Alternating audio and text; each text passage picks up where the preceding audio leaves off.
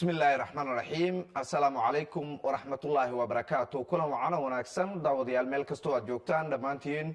kusoo dhawaada barnaamijka muuqaalka dalka oo xiligan oo kala aad kala socotaan telefishinka qaranka Soomaaliya xaruntiisa dhexe magaalada Muqdisho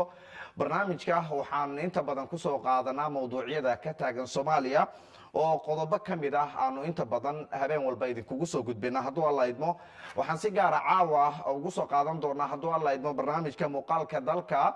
warbixinadii taxanaha ahayd ilaa 8 bisha Febraayo noo socon doona ee ku saabsan madaxweynaha Jamhuuriyadda Federaalka ee Soomaaliya muddadii halka sano ahayd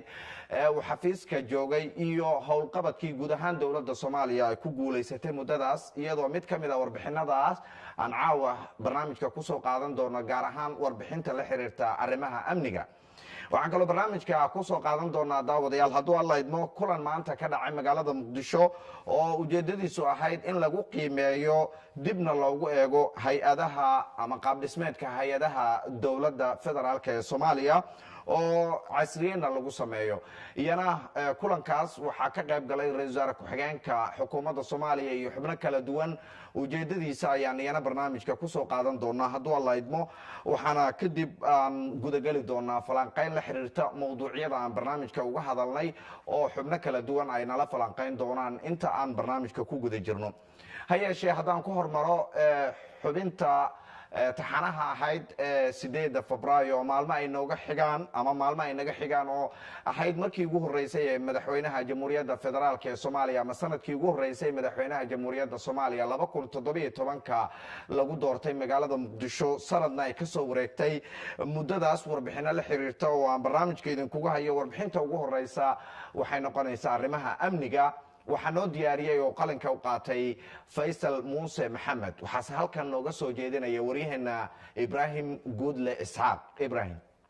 tiirarka waaweyn ee hadafyada hortabinta u leh dawladda uu hogaamiyo madaxweynaha Jamhuuriyadda Federaalka ee Soomaaliya mudane Maxamed Cabdullaahi Farmaajo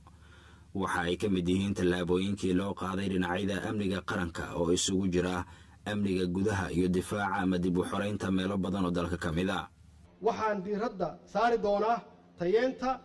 qaybaha kala duwan ee ciidanka qalabka sida ama amniga ka shaqeeya waxaan hubin doonaa in ciidamadeen geesiyaasha ah ay u dhammaystiran yihiin agabka ay u baahan yihiin sida mushaharadooda qalabkooda tababarkooda iyo xerooyinkooda si ay Soomaaliya u yeelato ciidan qaran oo amniga dalkeena iyo dadkiisa u shaqeeya 6 bishii Abriil madaxweynaha Jamhuuriyadda Federaalka ee Soomaaliya ahna taliyaha guud ee ciidamada qalabka sida ayaa isbedel ku sameeyay hoggaanka ciidanka iyadoo taliyayaal cusub loo magacaabay 4 ciidan ee dalka waxa uu u muuqday hadal uu madaxweynaha jeediyay mid muujinaya sida ay uga go'an tahay xasiloonida amniga dalka su'aalo badan ayaana ka taagnaa amniga caasimadda dawladda federaalka ee Soomaaliya ayaa dejisay qorshe dhowr waji ka koobnaa oo lagu xasilinayay caasimadda waxaa la sameeyay ciidanka xasilinta caasimadda oo la soo baxay dardar iyo dadaal cusub qof walba oo ka tirsan ciidamada qalabka sida waxaan amar ku siinay inay heegan galaan oo ay qayb ka qaataan nabadeynta runtii magaalada Muqdisho koow iyo guud ahaan gobollada dalka ay qayb weyn ka qaataan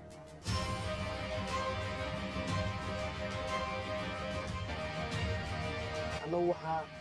naga go'an in ummadda Soomaaliya badbaadadeedii aan ka shaqeyno iyo horumarkeeda si qof walba uu nolol fiican u helo yaa naga go'an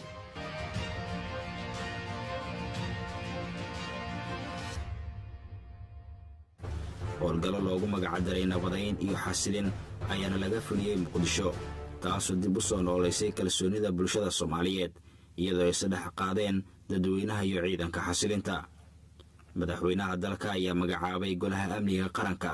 oo ah halka lagu dejiyo istiraatiijiyada amniga qaranka sidoo kale madaxweyne Maxamed Cabdullaahi Farmaajo ayaa shacabka Soomaaliyeed ugu yeeray inay qaybta ugu weyn ay ka qaataan dib u dhiska ciidanka xoogga dalka Soomaaliyeed iyadoo uu magacaabay guddiga taakulaynta ciidanka oo wacyigelin xooggan iyaguna ka bilaabay caasimadda iyo gobollada dalka Soomaaliya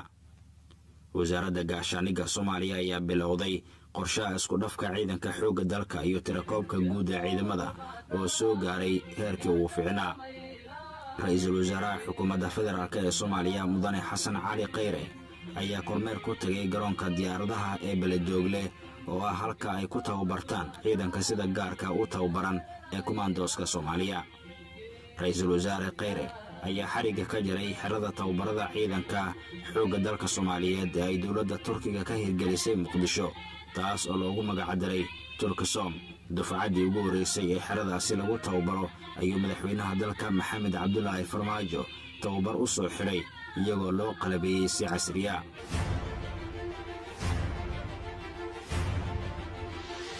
soomaaliya waa dal xora. muddo badan baa madax waxaana laga gelinayay soomaali waana haystaa. soomaali lama haysto. soomaali waa dad xora. waa dal xora. annagaa loo baahan yahay inaan la imaanno wixii aan caalamka kula tartami lahayn.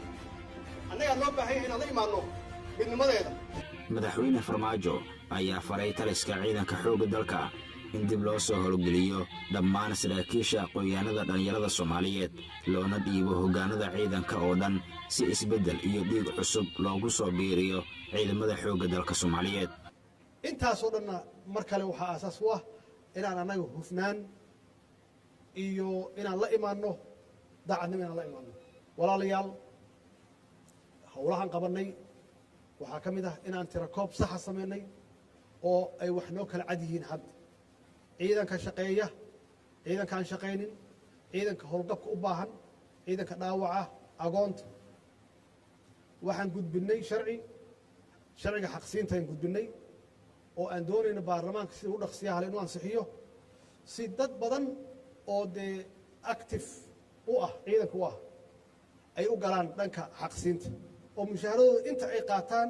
ay ku qaataan iyagoo howlgab ah. kuwa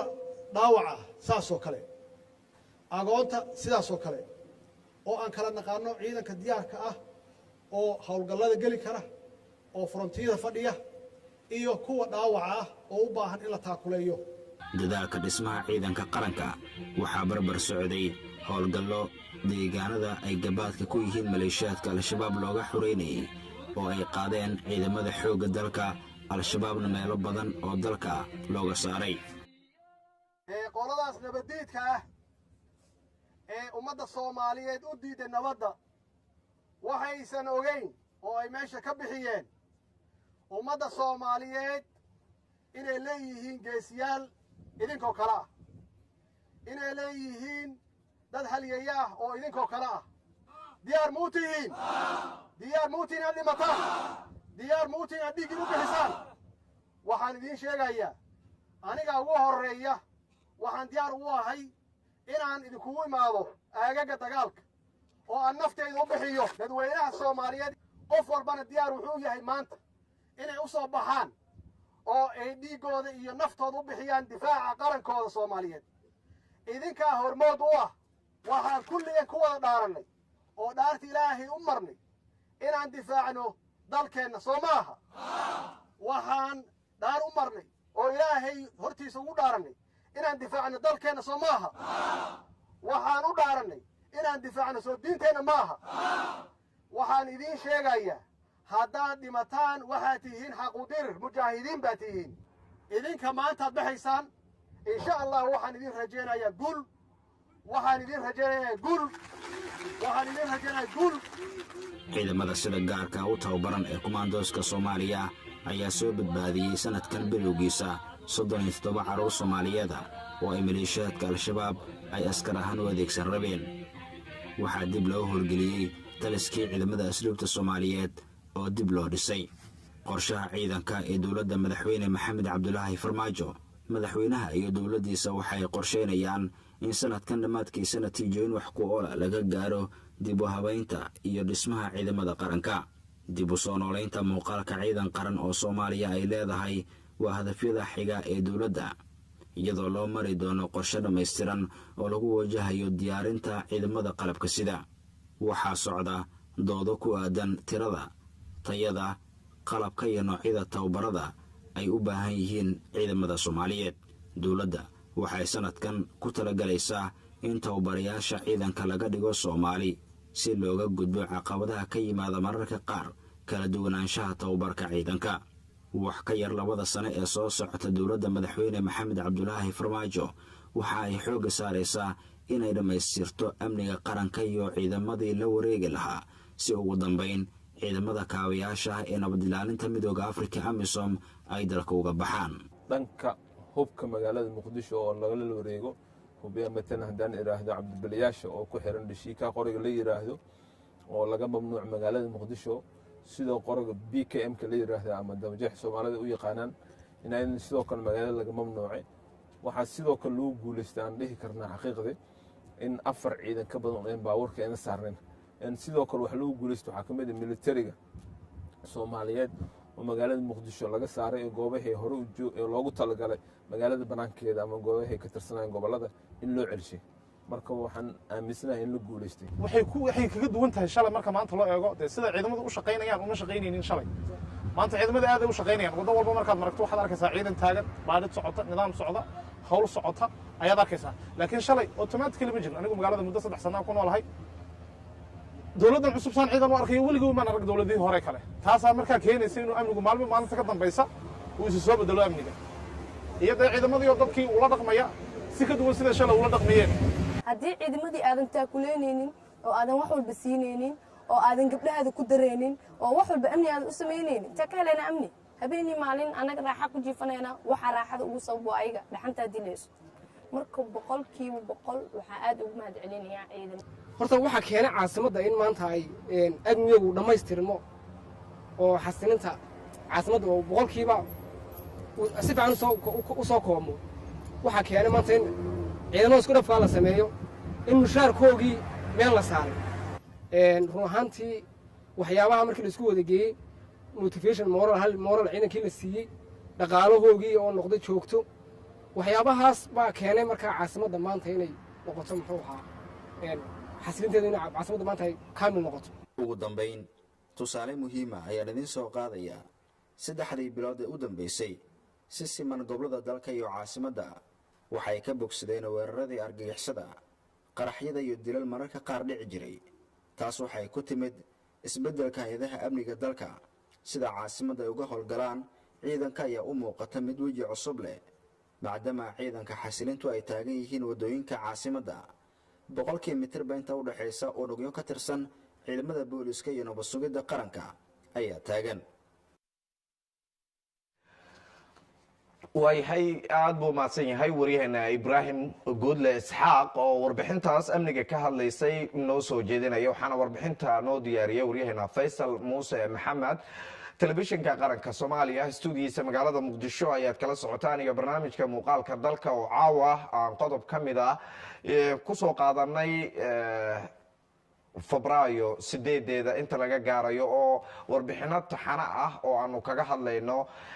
howlqabadka dawladda Soomaaliya gaar ahaan markii la doortay madaxweynaha Jamhuuriyadda Soomaaliya oo 8 Febraayo 2017 ay ku beegnayd haddana aanu ku sugannahay ama ay tahay 3 bisha Febraayo maalmaha ay naga xigaan 8 bisha Febraayo 2018 oo sanad kadib markii la doortay madaxweynaha Jamhuuriyadda Soomaaliya warbixinadaas taxanahana aan idin si abaqaadi doono maalmaha soo socda hadduu Allah idmo aanu kaga hadlayno hadba meelaha ay dawladdu wax ka qabatay waayahay barnaamijka qaybihii falanqaynta waanu gudagali doonaa ha yeeshee markan waxaan u gudbayaa qaybtii kale ee ku saabsanayd kulankii maanta ka dhacay magaalada Muqdisho ujeedadiisu ahayd in lagu qiimeeyo dibna loogu eego qaab dhismeedka hay'adaha dawladda Soomaaliya iyo casriyeynteeda waxaa khadka telefoonka si toos ah ugu jira iminka gudoomiyaha guddiga shaqaalaha rayidka ee dawladda mudane Xasan Abshirow gudoomiye ma maqlaysaa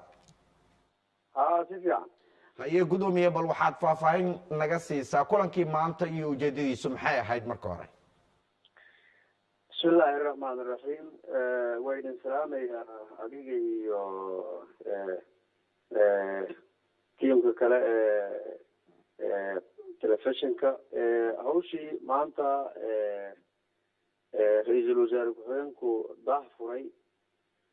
waxay ahayd waa qaybtii labaad oo loo ambaqaado sidii dib loogu habeyn lahaa qaab dhismeedka hay-adaha dawladda ilaa 40 hay-adood oo aad la socoto muddooyinkii u dambeeyey in lagu howlanaa qaabkii ugu habboonaa ee qaab dhismeedka hay-adaha dawladda iyo shaqaalaha ka howlgalay iyo waajibaadkooda iyo hay-adda waajibaadka ay leedahay iyo shaqaalaha ka howlgala qaabka la isku waafajin lahaabaa lagu howlanaa laga soo bilaabo 2013 flagship programkii oo lagu soo dejiyey oo dawladdii hore tiirarkeeda kamid ahaa lagu soo dejiyey ayuu ku jiray in dib loo hagaajiyo lana horumariyo shaqaalaha rayidka ee dawladda si dhinaca maamulka ama adeega ay gudbinayaan wax badan loogu qabto marka wejiga koowaad 2015 iyo 2016 ilaa 3 sano u dambeeyey baa lagu guuleystay in wax badan laga qabto 10 hay-adood baa ay ahaayeen marka 40kan hay-adood ayaa sanadkan in ayagana si buuxda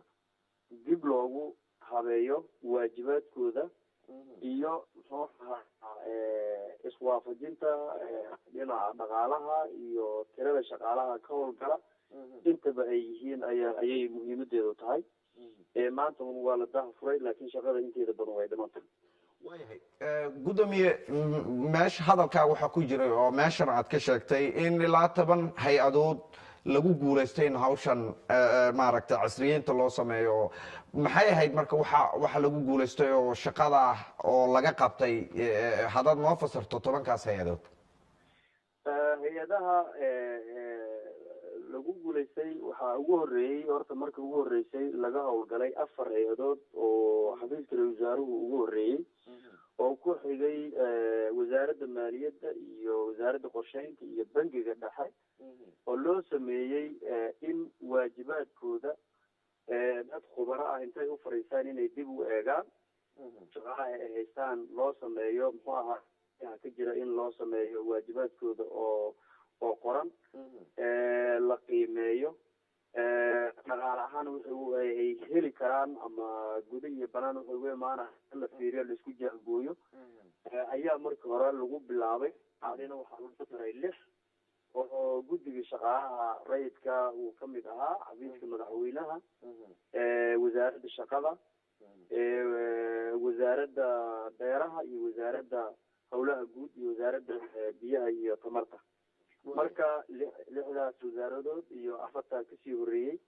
ayaa loo sameeyey dhammaantoodna khubaro soomaali iyo caalamiyaba way isagu yimaadeen waxaan lagu guulaystay in maanta 10kaas ay leeyihiin qaab dhismeed la jaan qaadaya awoodda dhaqaale ay leeyihiin wasaaradahaas ama hay-adahaas ay leeyihiin iyo shaqaalaha iyo gobolka waayahay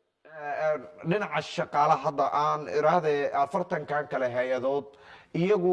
qaabkee la doonayaa in hawshooda iyagana loo wajaho maadaama 10kan hadda lagu guulaystay marka ugu horeysa waxaa la qiimeyn doonaa horta in qaab dhismeedyada hadda ay haystaan in la fiiriyo in sidoo kale budgetka dawladdu hadda u qoondaysayna in la eego waxyaabaha waaxyaha isku soo noqnoqonaya overlappingka ahna in la eego haddii ay jiraan ama wasaarado kala duwan ama wasaaradda gudaheeda ama hay-adda gudaheeda hadday yihiin in adduunka sida wasaaraddaas ama hay-addaas ugu shaqeyso oo kale wixii khibrad ah oo ka jirana in lala wadaago oo khabiirada ka shaqeyn doonana ay gacan ka siiyaan sidoo kalena wasaaradda dadka horey u joogay oo khibradeeda iyo aqoonteeda lehna iyagana ay ku biiriyaan markii intaa la helo kadib ayaa waxay imaan doontaa in marka qaab dhismeed waafaqsan miisaaniyadda markaas la heli karo iyo dhowrka sano oo soo socda inta shaqaalaha ay wasaaraddaasi ay qaadan karto ama ay yeelan karto iyo departamentyada markaasi laga maarmaanka oo in la howlgeliye ay tahay in go-aan laga gaaro waayahay hadda 10 hay-adood hawshaas casriyeynta inta loo sameeyey maaragtay lagu guulaystay in shaqadaas ama qaab dhismeedkaas loo sameeyo iyagu ma ku shaqeeyaan yaase hubiya aad baad u mahadsan tahay waana su-aal aada muhiim u ah inta badan dhammaantood inta badan markii la diyaariyey waxaa loo gudbiyey ra-iisul wasaaraha qorshaha siduu yahayna in golaha wasiiradu intay ansixiyaan dekreeto uu kusoo saaro ra-iisul wasaaraha si uu u noqdo qaab dhismeed oo rasmi ah oo wasaarad walba ay yeelato kabacdina rikoorkeeda uu loogyahay inuu noqdo mid waa kaas kan labaad hay-adahaas oo dhan waxaan haynaa qaab dhismeedkooda guddiga ayaa haya wasiirada ama madaxda hay-adahaas ayaa soo ogolaaday ama soo ansixiyey kabacdina waxaa loo hayaa ama galka hay-ad walba uu lagu hayaa ama guddiga uu hayaa qaab dhismeedkii inta aqoon isweydaarsi la qabtay lagu ansixiyey wasaaradii mas-uuliyiinteeduna ay soo ansixiyeen qoraalkeedu lahayaan haynaa markii boosaskaas ama la bedelayo ama ay noqoto in wax lagu qoro waxaa loo eegaya structurekaas haddii wax ka dheeraad ay yimaadaana waa in qaab kale ama qiimeyn kale la sameeyo ay wax ku bedelmaan laakiin qiimeyntii hore loo sameeyey waxay shaqoon doontaa ilaa iyo baahi markaa lama filaan ah ay soo korto moogi kaas oo la ansixiyin baa lagu sii socon doonaa in muddo ah waaya qorshahan qaab dhismeedkan casriyeynta ah muxuu fursad ah oo siinaya hay-adaha hadda kuwa dhiman iyo kuwii hore loogu sameeyaba muxuu fursad ah oo ay helayaan kuwii horey loogu sameeyey fursadaha hadda iyagu haystaan waxaa kamid ah in haddii ay u baahan yihiin shaqaalo dhinaca farsamada ka caawiya ama shaqada ka caawiya in ay dalban karaan loo qoro mushaaraadka iyo waxyaabaha tasiilaadka loo baahan yahayna banka adduunka uu hadda uu gacan ka siiyo ilaa 2020 inta hadda gaarantiga dawladdu ay la gashay uu yahay khabiirada iyo dadka maamulka ku jiray ama agaasimo waaxid ha noqde ama madax qeybeed ha noqde ee farsamo yaqaanada howlaha hawsha wasaaradda ama hay-adahaas dawladda u ah mishinka u ah in ay soo dalban karaan bay qabaan kuwa oo hadda loo sameynayana ko waxay helayaan qaab dhismeed oo fadhiya dhaqaalaheeda ama miisaaniyadeedna ay dawladdu ay awoodi karto muxuu ahaa dhinaca lana jaan qaadi karta adduunka sida hadda wasaaraddaas ama adduunka ay u shaqeynayso oo kalena ay u shaqeeyaan baad helayaan qodobka labaad markii ay timaado baahi dhinaca farsamada ama dad khubaro ah ama khabiiro ah ama shaqaalaba ha noqoto ee wasaaradii ka shaqeeya haddii horey u joogeenna waybay joogaan haddaysan joogina inay ka dalban karaan dhinaca banka ama mashruucaasi in laga taageero kolba in lagu kordhiyo tirada hadda 10 baa la sameeyaa in ayaa hadda ka faa'iidaysanaysa mashruuca in sanadkaana 10 lagu daro sanadka soo socda 10 lagu daro ilaa iyo midka ugu dambeeya la gaarsiiyo qorshaha noocaas ayaa markii hore loo dejiyey taas ayuuna ku socdaa faa'iidooyinka ay ka helayaan waa labadaas hadda aan kusoo sheegay waxaad hadda ii sheegtay qaab dhismeedka iyo maaragtay casriyeynteeda dhinaca kalena shaqaalaha iyo tayeyntooda laftooda sidaan filayo qayb buu ka yahay mashruucan qaabkee iyana loo wajahayaa qaybta tayeyntu waa hawl aada u ballaaran oo muddadii hadda sanadkii ama 2 sano ugu dambeeyayba lagu jiray qaabka ugu macquulsan oo shaqaalaha hadda shaqeynaya sidii loo tayeyn lahaa iyo midka kusoo biiri doona sida isagana u heli lahaa qaab loogu tababaro ama xirfadiisa kor loogu qaado arrintaas waxaa gacanta lagu hayaa wasaaraduna hadda ay ku haysaa inta ka horeysana aan gudi ahaan kasoo shaqeynay iyo wasaaradda si wadajir aan usoo shaqeynay siyaasadihii lagu horumarin lahaa arrimaha shaqaalaha oo ay kamid tahay qaybtii training hadda policyga oo wasaaradda hadda draftigeedii ugu horreeyey la dhamaystiray iyo in heshiis lala soo galay school lagu tababaro Kenya School of Government oo heshiis isafgarad ah wasaaraddu la soo gashay iyo Uganda asagana iskool ku yaala asagana sidoo kale lala soo galay kaasoo jaamacadda ummadda farsamo ahaan gacan ka siin doona sida shaqaalaha dawladda tababar loo siin lahaa iyadoo hadda dhowrkii bilowda hadda lasoo dhaafayna tababaro gaagaaban oo lagu qabanayay oo ka kala looga qabtay shaqaalaha kala duwan oo 5 area ama 5 meelood ugu badnaa oo qaybta maamulka maaliyadda qaybta maamulka shaqaalaha iyo qorsheynta iyo qaybta iibka iyo qaybta qiimeynta shantaas baa ugu badnayd oo hadda loo sameeyay tababar kuwa kalena ayagana ay la qorsheynayo qaabka loogu sameyn lahaa iyo tababar intaa ka dheeraad ah inay iyaguna helaan marka haddii iskoolkiina la helo dadkii casharada bixin lahayna la helo dad farsamo qowra ahaan caalami ahna gacan naga siinaya la helo siyaasadihii iyo waxyaabihii shuruucda la xiriirayna dawladdu ay ansixiso intaana marka shaqaalihii lagu tababaro waxaan isleenahay in shaqaalaha wax badan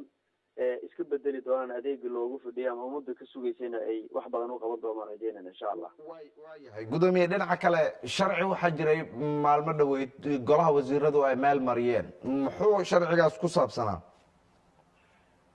golaha wasiiradu waxay ansixiyeen sharcigii shaqaalaha rayidka dawladda federaalka ah waxaan uu bedeli doonaa hadii golaha baarlamaanku ansixiyana madaxweynuhuna uu dekreeto kusoo saaro xeerkii shaqaalaha lamber 11 oo hadda lagu dhaqo shaqaalaha rayidka dawladda kaasoo soo baxay 2006 December baydhabo lagu soo saaray marka sharciga kaas buu ahaa marka welina wuu socdaa waa hindi sharciyeed weli sharci hadda baasgaroobay oo rasmi u noqday maaha marka wuxuu ku jiraa wadadii ansixintii qaabka lagu dhamaystiri lahaa waayahay aad baad u mahadsan tahay gudoomiye xasan abshirow gudoomiyaha guddiga shaqaalaha rayidka ee dowladda waa kaaga mahad celinaynaa waktigaaga iyo fursadaada barnaamijka gabagabadiisa iyo gunaanadkiisa ayaan isla soo gaarnay daawadayaal waa barnaamijka muuqaalka dalka oo qodobo kala duwan aan kusoo qaadanay waktigoo naga ilaaday awgeed xubno kala duwan oo falanqayno la xiriira ayaan barnaamijka rajaynayna inaan kusoo gudbino ha yeeshee waktiyada kale ayaanu ka faa'iidaysan doonaa oo aan barnaamijka idinkugu soo gudbin doonaa soo saaraha barnaamijka waxaa si wada jira usoo saaray faysal muuse maxamed iyo sidoo kale sugaal macalin maxamuud liibaan cabdi cali iyo sidoo kale saaxiibkii cabdinaasir daahir sabriye aniga warcadeeya barnaamijka halkan ayaa idinkala socodsiinayay bunka iyo nuunaan dhinaca farsamada ayay barnaamijka ka hagayeen inta aan mar kale kulmayno dhammaanteedu isku duuban waxaan idinkaga tegaynaa wasalaamu calaykum waraxmatullaahi wabarakaatuhu